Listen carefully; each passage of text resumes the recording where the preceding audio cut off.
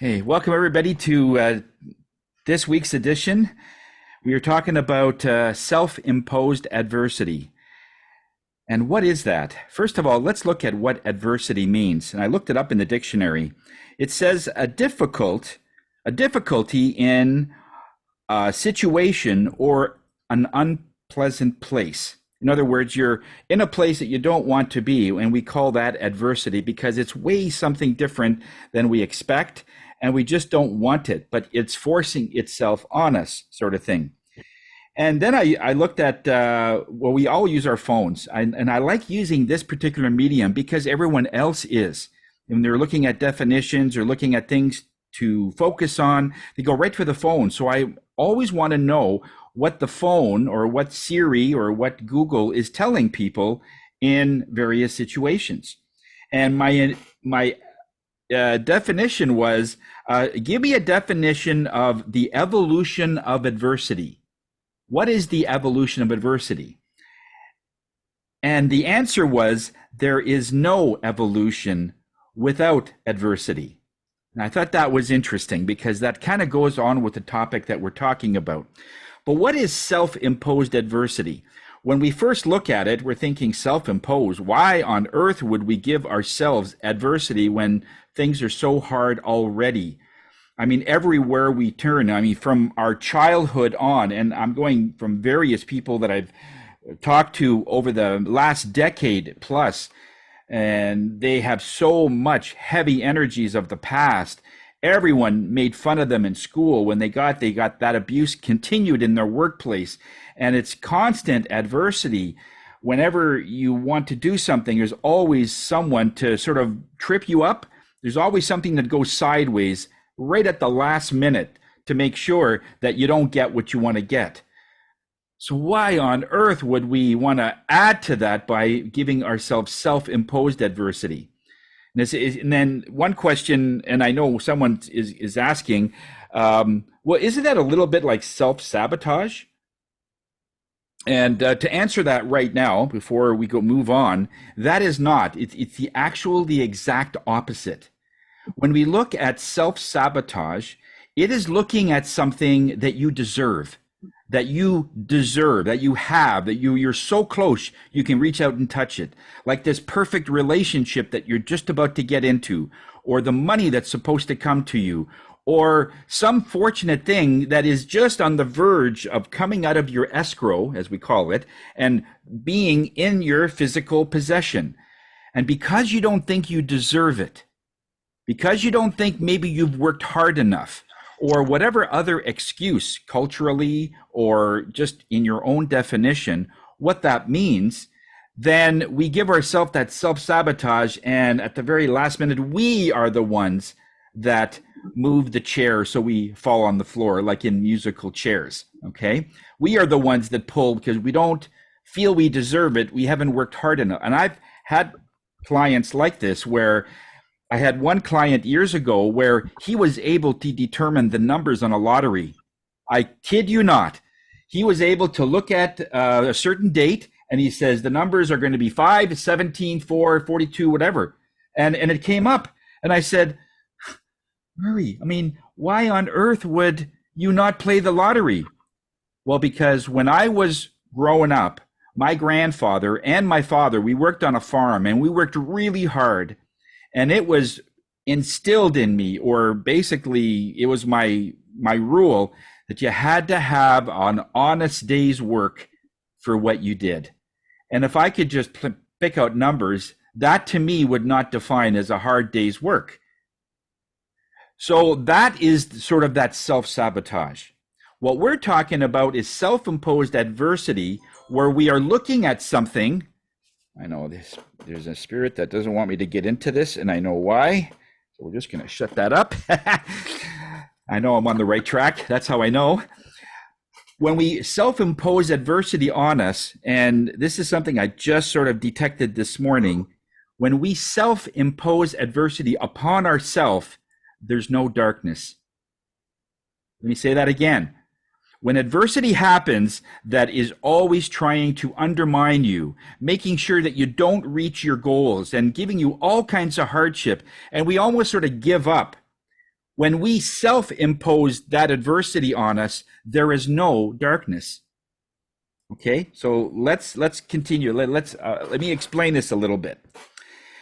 When we look at adversity, adversity itself, it is compounded if you are only thinking of yourself. I mean, think about it. When you're only thinking of, oh, I can't do that, or if you didn't make a certain team you wanted, oh, well, that happened to me, or I don't have enough money to pay my mortgage this month, or there's always this woe is me, I'm the victim attitude, and it's actually double because you're only thinking of yourself. And then it's really rooted. And when we don't fight, or we don't have a good coach, like many of us, there's a few here that are excellent coaches, when we don't have the benefit of those people to cheer us on, you could do this, and you don't listen to those voices. When we don't have that, then we get submissive. We just say, oh, well, this is the way it is. This is my life. I should just suck it up and know that nothing really major is going to happen to me that's going to be positive. When you have that thought, it's like it's double. You understand. I see a lot of people nodding. They understand that part. But when we self-impose, it goes the other way. When we purposely take a bullet, literally in some way, we purposely take a bullet for someone else, you are stronger. And if you want to find out the evidence of this, look at nature. You try and mess around with small bunnies, little children. I don't know what they're called, little bunnies, okay? That mama is going to go rancid on you, and it'll actually start chasing you. That includes geese and animals that are like several times smaller than you are, and you mess with their kids, that's it. You are in trouble. You see, the reason that they are doing that is because now something switches on. When you self-impose adversity, something comes in and you have no fear. And you can't stop an animal or a person like that. You can't reason with them. I mean, just try. If a person is in rage, I mean, let's look at the negative part, because we sometimes can more identify with the negative than we do the positive. And spirit respects that. So let's say you see a person in rage and he just wants to beat up a brand new car with his bare hands, okay? And like that much rage. You can't reason with that person. You have to wait until they calm down. You have to wait until they get into a different energy. But while they're in that state, you just stand back, because they are totally going towards whatever they think that they need to do. And it's in this darkness. That's their adversity. They're fighting not you or anything else, but all the things that are mounting up that they never addressed, all the things that they just said, I'm not going to worry about that. And it goes into sort of an emotional bank account. And it just gets to a point where someone does something or says something that it just tips it over. And then it's just like, okay, then they're fighting for their freedom. And that's how that comes in. Yeah, you have a question, Laurel? I do. Isn't there a way of creating some level of interrupt in their energy? Not in rage. No, not in rage. The only thing we can do in rage is just let them do what they need to do. Even a well-meaning, good person that just sort of what we call loses it, there's nothing you could say or do. I mean, you could hold up perhaps a child, but we've seen cases where they'll even hit that child. They'll hit a pregnant person, a pregnant lady. Yeah. They will do, like, they're in that rage, they're in this darkness, and they can't see. Now, of course, when they come down and they start reasoning and they start realizing what they did, there's lots of regret, lots of remorse. But in that state, what your question, I think, is saying is there anything while they're in that rage state? Not really. There isn't really. I suppose there are techniques where you could yell out. Their police officers are trained for this, and yes, there are some. But that for the average person, there isn't anything. I mean, there is training that you could do that could probably speed it up or whatever, or bring that person down faster. But for the average person, it's it's not like that. So that's the understanding.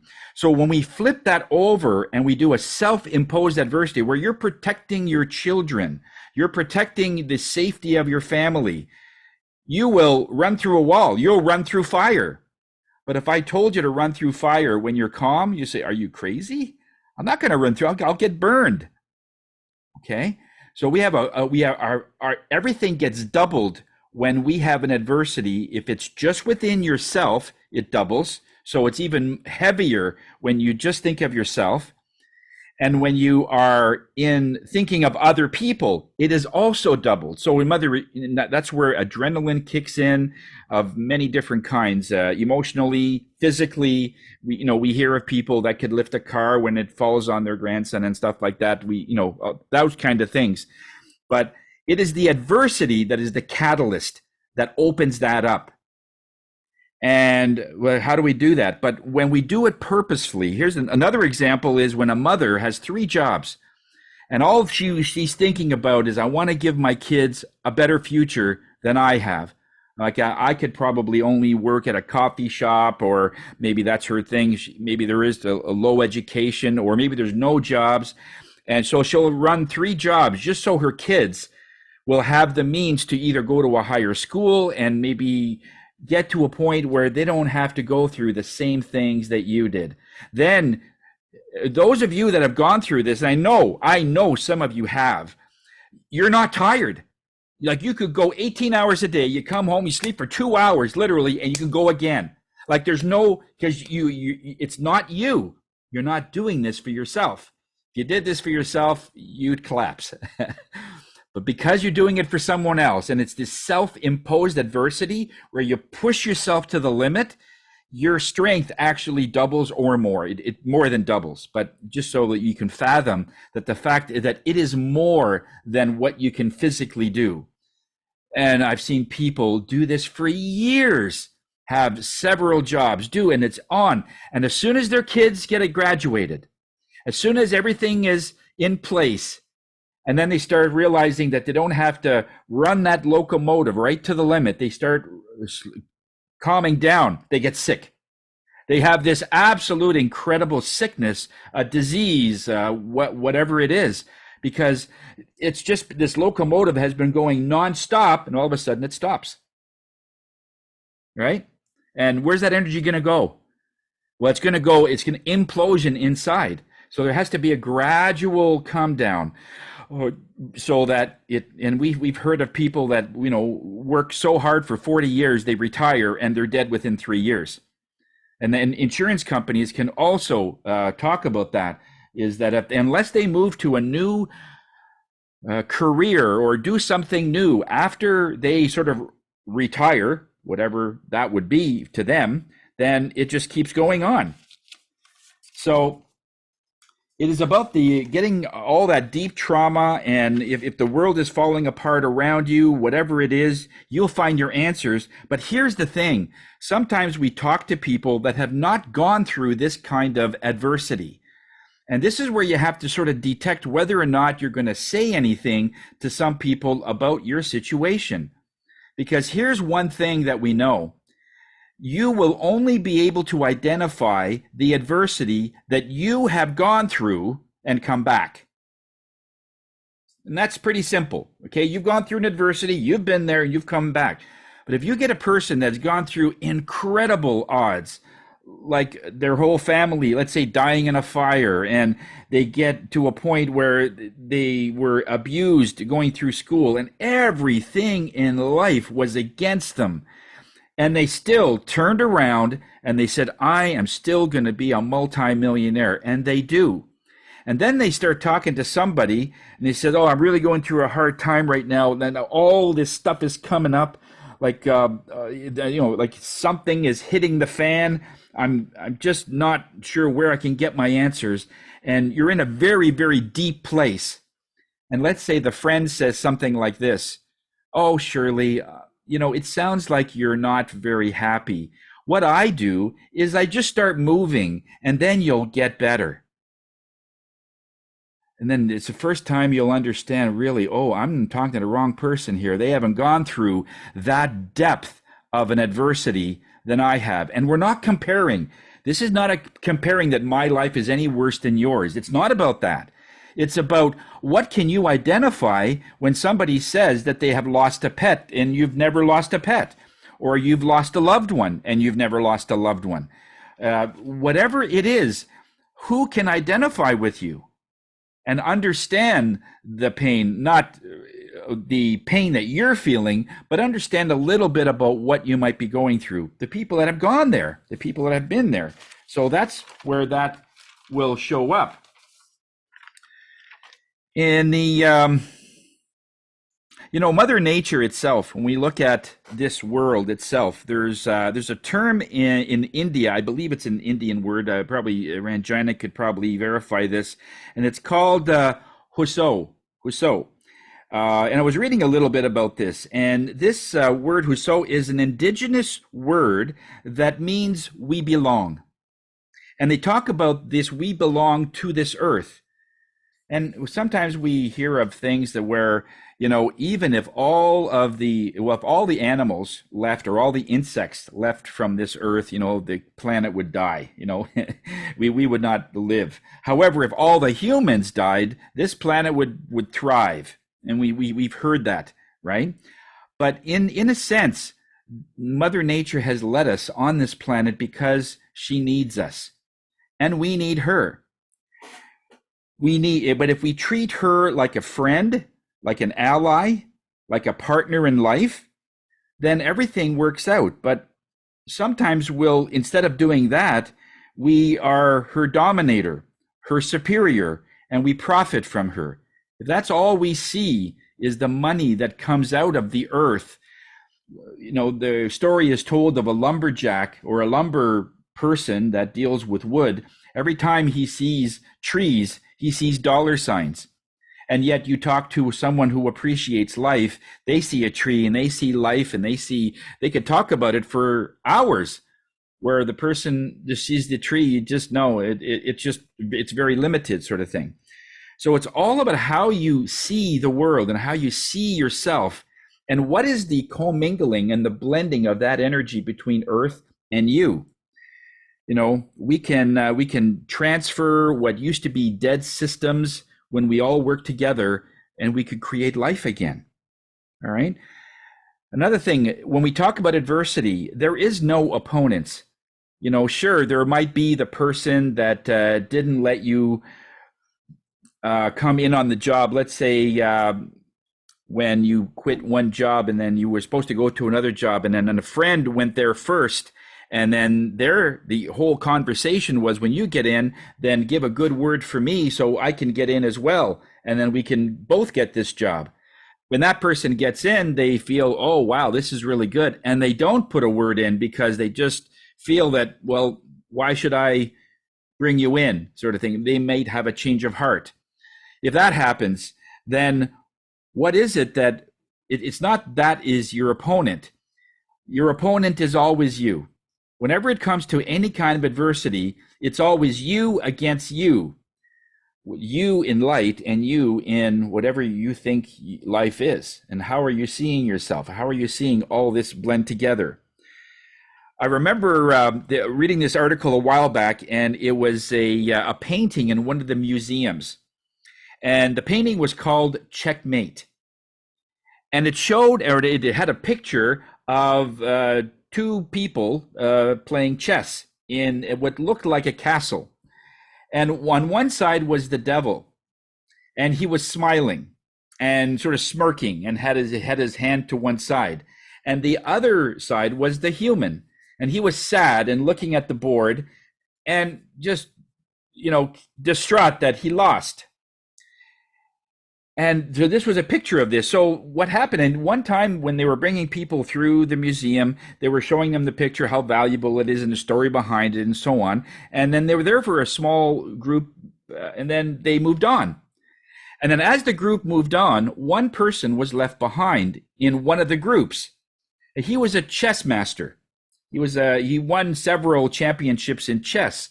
And he's looking at this picture. And he's looking at it and looking at it. And then finally, the supervisor of the group realizes there's one person missing. Oh, where is this guy? So they track back, and he's still in front of the painting, looking at the painting. And he says, "What's wrong?" He says, "I can't keep my eyes off this picture." He says, "Why not?" He says, "Well, I'm a chess master. And as I'm looking at the picture, I'm seeing that the human has one move left. The king has one move left. So they have to rename the painting because it isn't checkmate."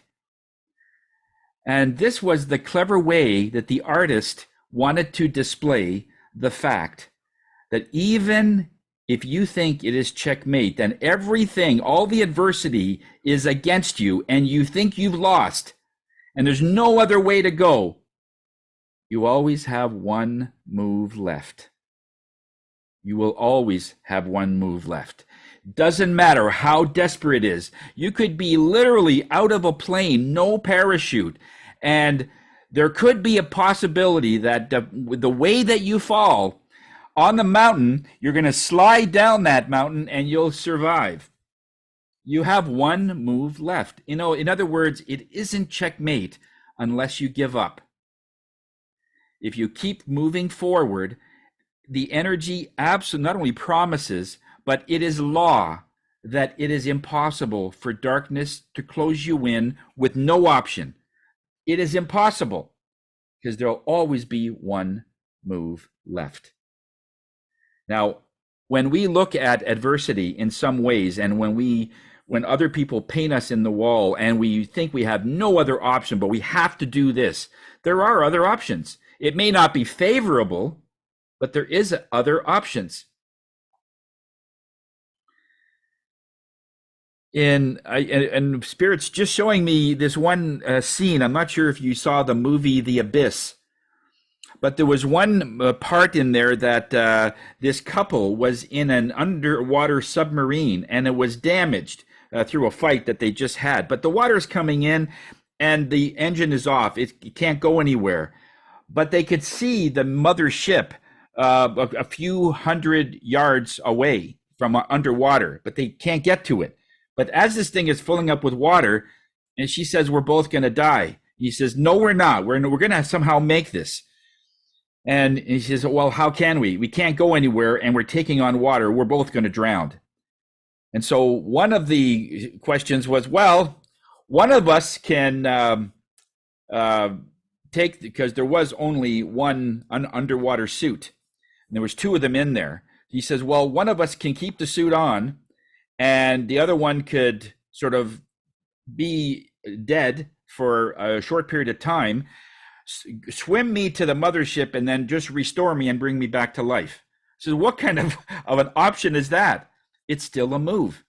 And if you saw the movie, I'm not going to spoil it for you, just in case you haven't seen the movie, but it's an amazing scene where they use this option to their advantage. It's a self-imposed adversity where they push back and they said, we're going to do this. Not the best option, but it's what we have. You always have one move left, right? When the people understand what adversity really means, these are the people that don't expect immediate results. If you look at any trainer, you look at anybody who's done anything for a long period of time, they know it's going to take some time. They know that just because they've worked in a gym for a few weeks, they're not going to see muscles, they're not going to see a massive loss of weight. They're just not. Yet when you are only looking at yourself, and this is one of the frustrations that I think trainers have, and those can verify this, when they get a client that wants instant results, it's the most frustrating thing, because they'll pump iron a little bit, they'll wait 2 or 3 days. Oh, I'm not any stronger, I still have the same weight. In fact, I'm even heavier in 2 days. I can't. When someone's only thinking of themselves, it's the most frustrating thing, because they're looking for immediate gratification. And in adversity, especially self-imposed adversity, when you're punching yourself, you're actually kicking your own ass. They understand delayed gratification. They'll do it again and again. They'll wake up at 5 a.m., jump themselves in cold water. They'll run a 10K or walk 10K, depending on what is their regiment of what they want to do. And they'll say, okay, I'm going to give it 2 years. I'm going to give it 2 years, and I'll look at myself in 2 years or whatever length of time. But it's not going to be 2 weeks or 2 days. It's going to be some measure of time. And even though we may think that, oh, well, I don't expect immediate gratification, but yet you're still weighing yourself and you're still disappointed when you see the numbers aren't quite right. That's immediate gratification. You could say on the surface that, no, it's okay. I know it'll take time. But inside you're saying, I can't do this. I can't do this. And this is where the sabotage comes in. When you don't think you deserve a better body, when you don't think you deserve to be better, and all of that, then you are forced to work with whatever outside is giving you. Or you could just go with it and run through a wall, like all of us will do if we're ever self-imposed to do so, and we'll make it happen. The color today is red, and the card, I'm not sure if you can see this. Anyway, it says perfection is the overall thing in red. And what it means is that if a woman, well, this was one example that was given. If a woman is so beautiful that she doesn't need cosmetics, doesn't need makeup, but she puts it on anyway, just so she could be perfect. And what it sort of symbolizes there is that in self-imposed adversity, you are enough just the way you are. You don't have to put something outside of you on you so that you could be so-called whatever perfect in your definition. You're perfect the way you are. If you want to put something else on, that's okay, but it'll be the same thing. It'll just be something else on there. But there's no perfection in there. So the adversity means you're not going to have the most perfect answers. You're not going to have the most perfect scenarios to get out of something. And in desperate situation will cause for desperate measures. However, it's still a move. And that's all you ever are praying for. Give me something that I can get out of whatever I am in. You know, there are people that think that, you know, I got to have something by the end of the day, or I have to have XYZ happen by next Tuesday, or I'm done. And yet you talk to them a month later and they're still doing something. They're still around. They're still doing things, though they're not out. So they found a way to make a move. And those of you that know that I'm talking to you, I am applauding you. I'm tipping my hat to you because you are the ones that when you self-impose adversity, that's what that means, is that you're going to run through this and it does not matter. You're not going to be submissive. You're not going to be controlled because in definition, you're a free spirit. And self-imposed adversity is light that nothing can penetrate. Darkness cannot get in there. Just as light can't get in when a person is enraged, dark can't get in when a person is self-imposed. Does that make sense? Okay, it works the same way. So overall, whenever we make decisions, sometimes we look at what comfort level will we have if we make that decision. And Spirit is saying whenever we make a decision based on comfort, based on what would be nice and easy, the easy or the hard way, which is the best way to do, never base your decision on whether it's easy or hard. Always, always, always base it on what you love. Or what would move you, what would be an incredible mission. Because not all missions are incredibly difficult. That's a perception, that's an assumption. Yes, many of the missions that we are on, many of them are hard, really, really hard. And if you've been through things, then it's going to be something that you will be able to think back that I did this. The whole world wanted to bring me down. Literally, the entire world wanted to bring me down. They were committed. The darkness wanted to have me on my knees, and they failed.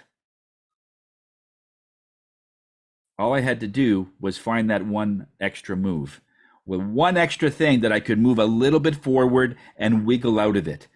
Spirit will always and I promise you, always give you wiggle room.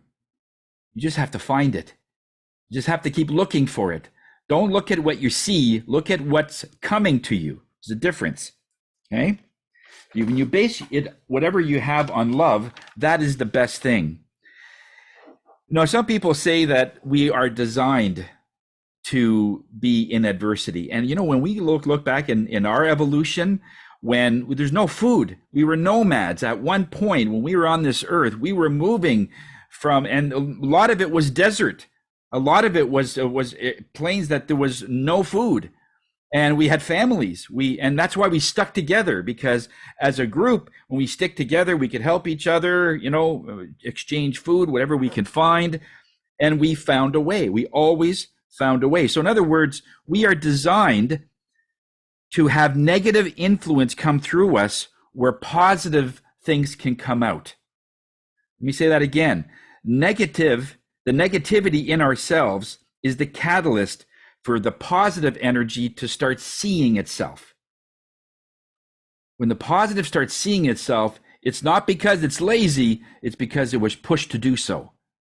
And that's why, in a very loving way, we have adversity. We have things that aren't so freaking good for us, and we just move on and plunge forward and keep going. Make one more step. We hear this all the time. One more step, another hour, another day. Whatever it takes for you to get through another step, another move. One time I was asking, well, has it ever been a time in any evolution that things were really easy? And Spirit says, actually, there was. Many, many eons ago, apparently, sometime there was a planet just like Earth that had no negativity. Could you imagine? No negativity. Everything was bliss, abundance without effort, love all day, joy all the time. There's no such thing as bad luck. Only good news prevailed. Nothing bad ever happened. And so when the evolution of that population got to a point, nobody grew. And they said, well, we're giving you everything that your physical body would ever want. There's resources, you're not lacking in anything. Everything was love. There was no trauma, no abuse, no violence, no negativity, didn't need police.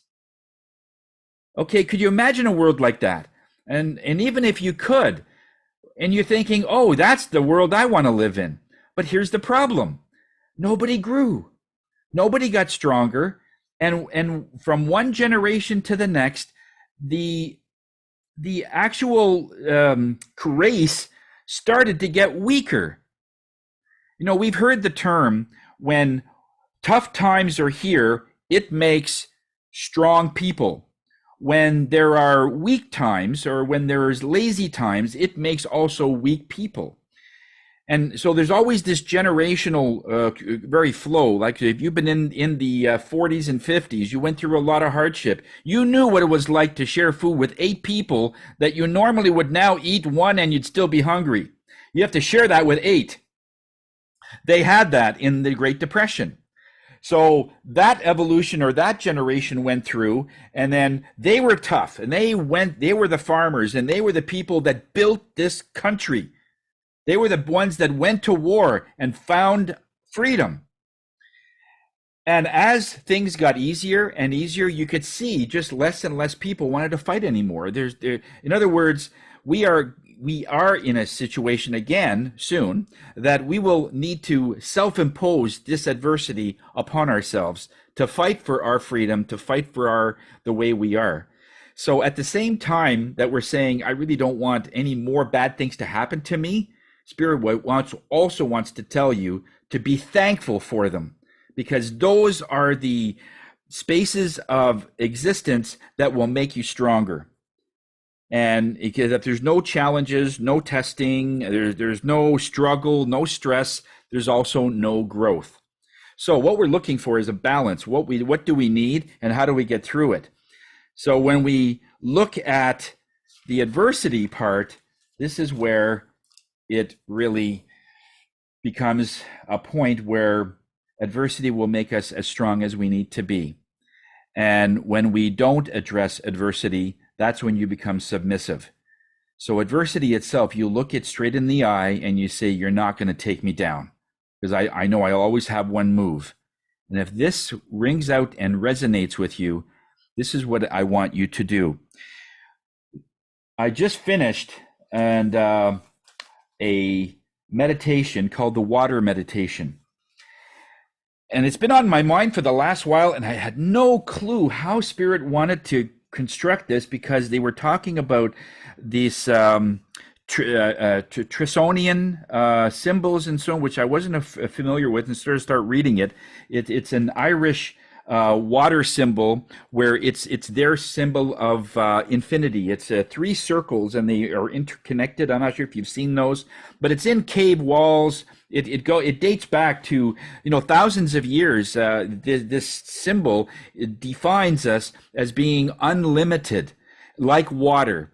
Water, no matter what you do with water, it always finds a way. So if you freeze water, it gets hard, and when it gets warm enough, it turns back into water. Then you heat it up more and it turns into vapor, which also rains into water. It is the most resilient substance on earth, and it is also the most dominant substance that's in your body right now, water. So this is a special meditation that when it comes to adversity, think of yourself as water, because you can't break water. You can't cut it up in little pieces, because it just all forms together and it always comes back in the same place. No matter what you do with water, you will always find that it will come back, and it will always have its value when you take out even toxins. When you put it in there, there's ways to just simply boil it, and the fumes and the vapors can turn back into clean water. That's the way water has been designed. And that's the way you have been designed, when we look at it that way. So in this meditation, I want you to think of maybe perhaps you're going through this right now, or there's a stumbling block you're going through right now, or there's something you're trying to get past. And no matter what you've done, there's delays upon delays, and there's more disappointments. And whatever that thing is that you're going through, I want you to just pretend in this same application, turn yourself into water, and let's see how this barrier, this immovable object that you're trying to get past, you're still trying to get past it, how do you do it? So this will have many levels of tuning forks in there. There's a tons of energy. We've incorporated whales. There's many water creatures built into this to give you that unbelievable surge of energy. And we'll see where we are at the end. Okay, fair? I want you to get comfortable. Sit in a chair. If you're lying down, this also works really well if you have earphones or headphones, because then you'll get every subtle difference, because all the volumes are so subtle, and there's over 15 levels of sound just in something. And earphones will really help if you can't put those on. If not, it's okay. But let's see where we are when we come back. All right. I'll see you in about 13 minutes.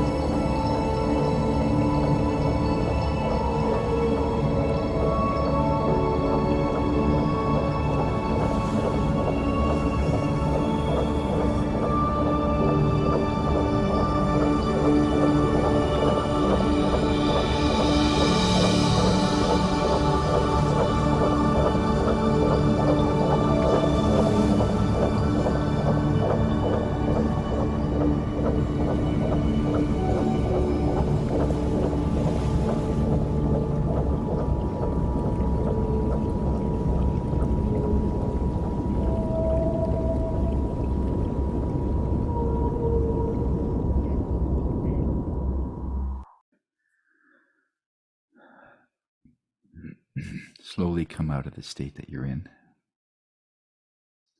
Try and remember what you felt, what you saw.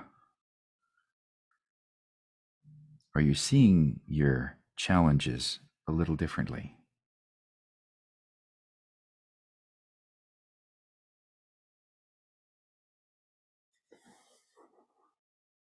One of the things that people will sometimes ask, this world was so hard, the lifestyle was so difficult, why did I come?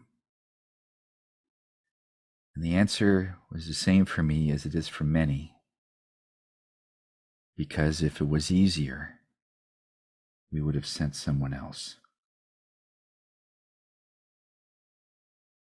Meaning you have everything that you need.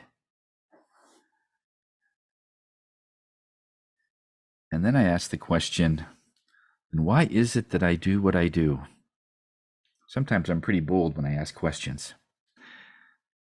And Spirit says, you didn't choose it because it was easy. That's so true.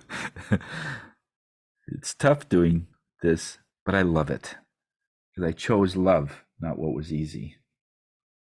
And I hope that this will be a nice reminder that you do the same. It's okay. We know it's hard. That's why we're doing it. It has to mean something. If you're doing something hard and it's useless, that's really tough. It has no mission. It has nothing in life for you. It doesn't excite you. It doesn't make you pitter patter. Why are you doing it? Choose something difficult that has a meaning. Or if it's easy, either way. But choose love. Choose something that would make an absolute difference. That if you weren't doing it, there'd be a massive void in goodness of something. A mission is always a good one to start with. Whether it's something that will benefit other people, like a charity, or something that will benefit other people that they could use that will benefit others. I remember years ago, there was one reading I got from somebody, and they said throughout their whole life, they didn't make that really much of an impact. They didn't do a whole lot. Had 2 children, and at a certain age, he just got to like I'm not really doing anything. And so when they came in, I said, okay, well, whatever Spirit will say at this point.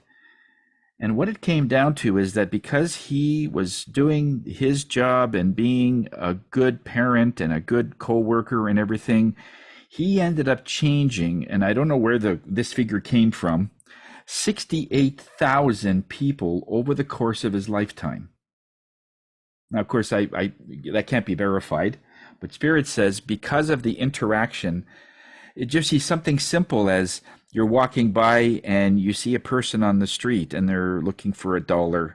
And then he said, oh, and then, you know what? I'm going to go back and give them the $1. And he says, that happens to me a couple of times. And that gesture someone saw, and, there are some times we do something that other people are noticing that we don't even think they're watching. And he says, over the course of this person's simple lifestyle, he affected 68,000 people over that 40, 50 years. And that's daunting. Like, how do you even think that? So anything that you're doing that is even more beneficial, even more pronounced for the other people will affect, of course, in the millions, right?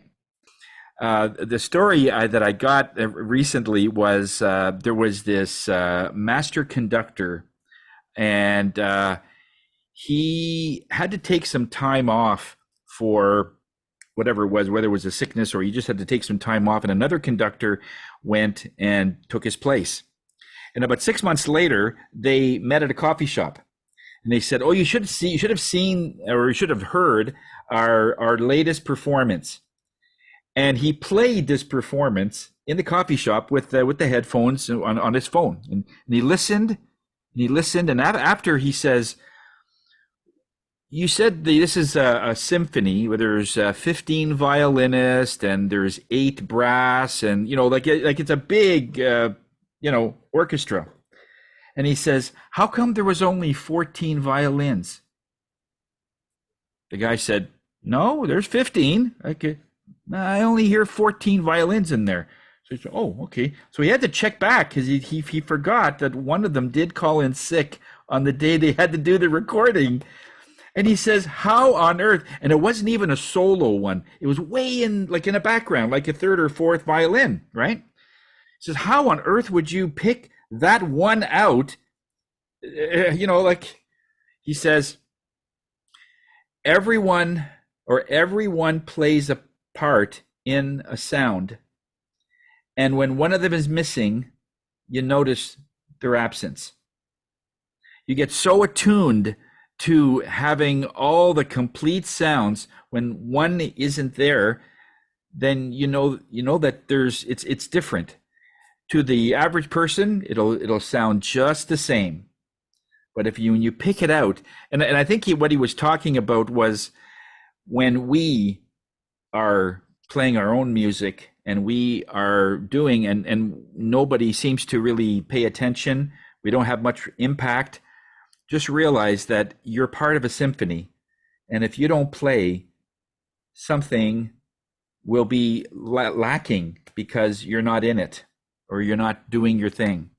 So if you have to sing, or if you have to be in a band, or you have to do something, you have to do it.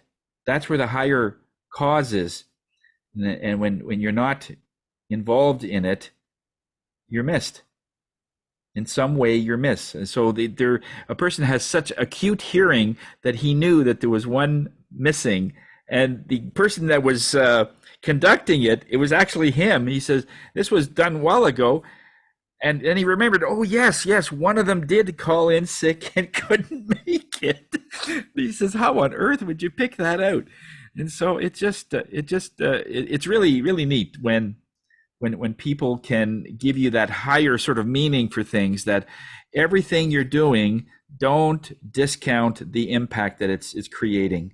You're creating something that somebody needs. And it's not about all the likes and everything. You're creating something,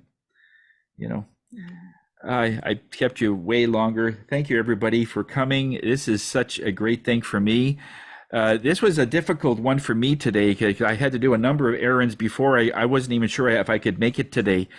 And, when I look at all of the things I have to do, this is something that it just has to get done. As I feel that not many are doing this exact thing, whatever this is. I just thought it would last 3 months, 2.5 years ago. I didn't think it would been in the last 2.5 years, but here we are 2.5 years later. But it's been an absolute pleasure for me to do it. And that's why I keep doing it, because I love it. And that's enough. And it keeps evolving. Have a great weekend, everybody. I love you all. Okay, take care. Yeah, love you, Tony. Thank you. Thank you. Bye-bye. Bye.